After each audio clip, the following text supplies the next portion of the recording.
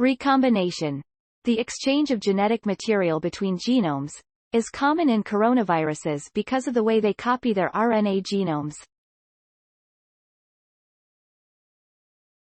During replication, the RNA-synthesizing enzyme, these viruses use duplicates, shorter sections close to the end of the genome, in addition to making the long template it needs for generating whole genome copies.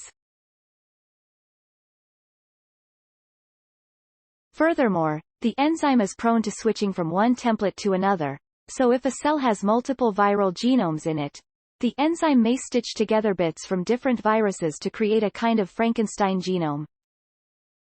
While it's not yet clear exactly what role recombination is playing in the virus's evolution, researchers are continuing to monitor and investigate it in an effort to better understand its biology, and, perhaps, develop novel strategies for fighting it. In a study published in July 2020, for instance, Bette Korber, a researcher at Los Alamos National Laboratory, and colleagues reported that a portion of the receptor binding domain of SARS-CoV-2 spike protein, the part of the spike that directly interacts with the ACE2 receptor that the virus uses. It's no surprise, then, that the virus continued to recombine after it began infecting people.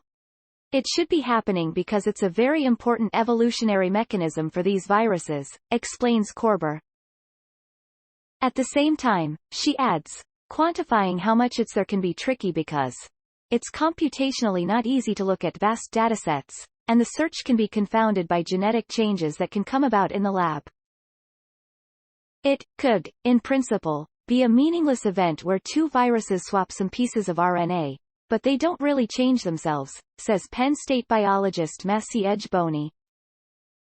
But researchers want to keep an eye on recombination in SARS-CoV-2 because it's one way the virus could evolve to be more virulent or to infect more people, potentially faster than mutating one nucleotide at a time.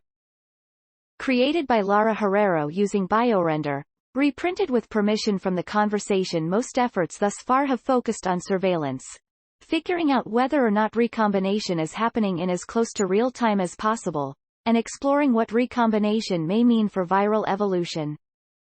It's still early days for this work, because identifying recombination events can also be challenging if circulating genomes don't look very different from one another.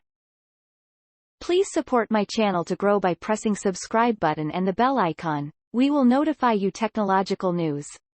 Thank you.